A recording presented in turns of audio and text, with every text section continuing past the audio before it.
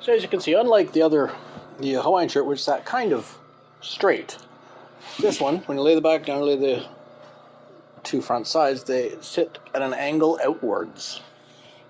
There's a reason for this, I'm sure, some kind of a design element, but I have no idea what it is. Anyway, when it's laid out flat, it sits out like a frickin' butterfly and like a giant Y in two directions. That's how you can tell the difference between two types of patterns.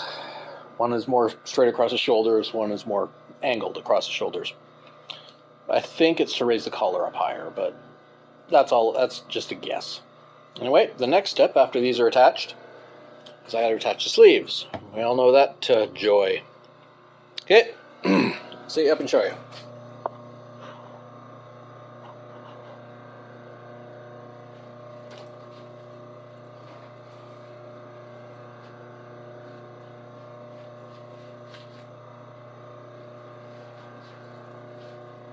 Set it up find the top dead center, put the concave on the bottom, the convex on top. Yeah, top seam is top dead center, as always. So let's start in the middle.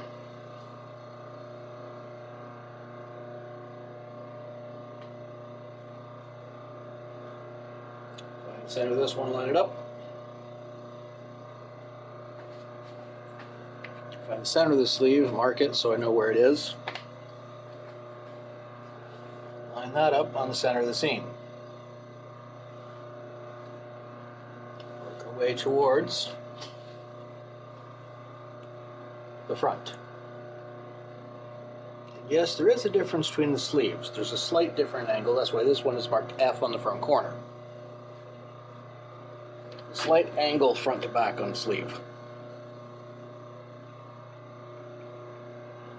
Line that up. Get that thread back under the foot. We are coming close to running out of bobbin on the bottom, so I'm wondering when that's going to happen.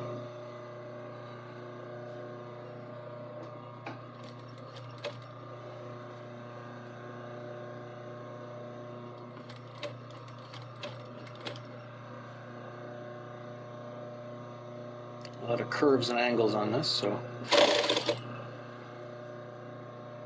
getting it all straight, little at a time.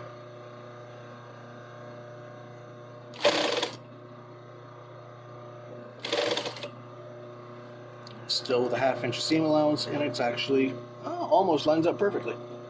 There we are.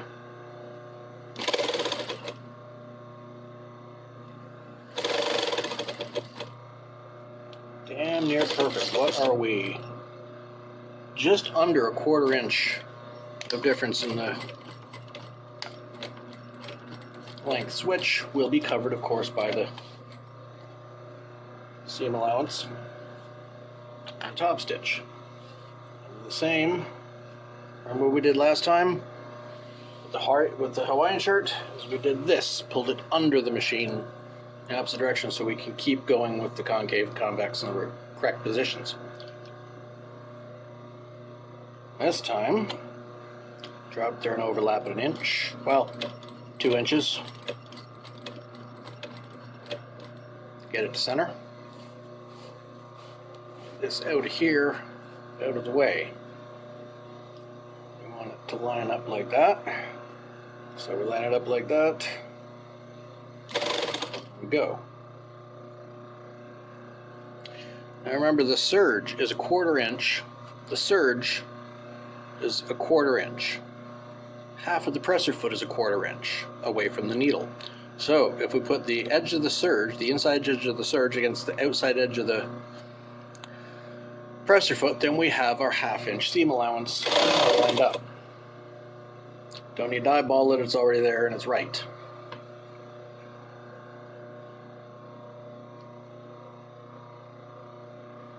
Let's see how well this works out. So I think it'll be a little different than the other side.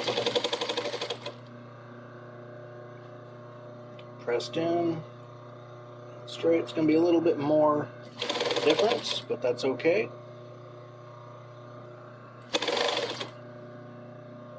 Yeah, turn it all around this way, make it easier to do that top stitch, or that back stitch, sorry.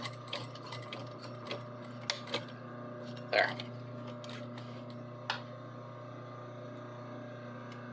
Okay, now that goes up into the body of the shirt.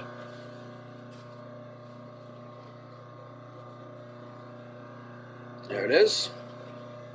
Let's top stitch that.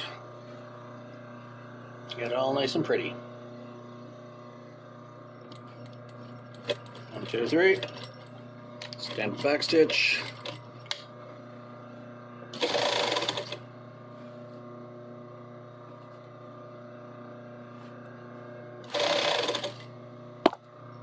Oop, knocked you there.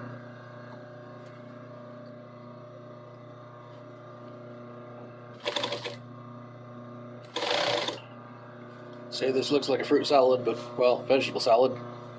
One of these colors makes it difficult to follow. And just look at where the chrome is. That'll keep you on track.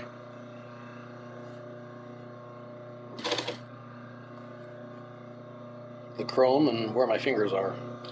That's what you're supposed to be looking at.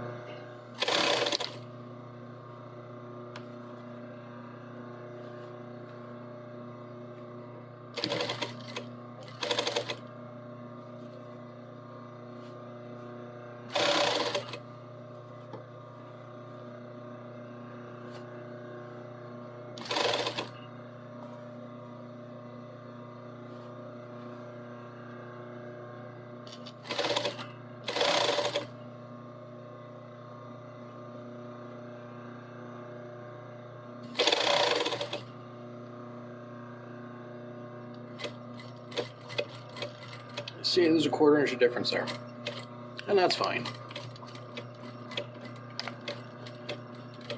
So we got that sleeve attached.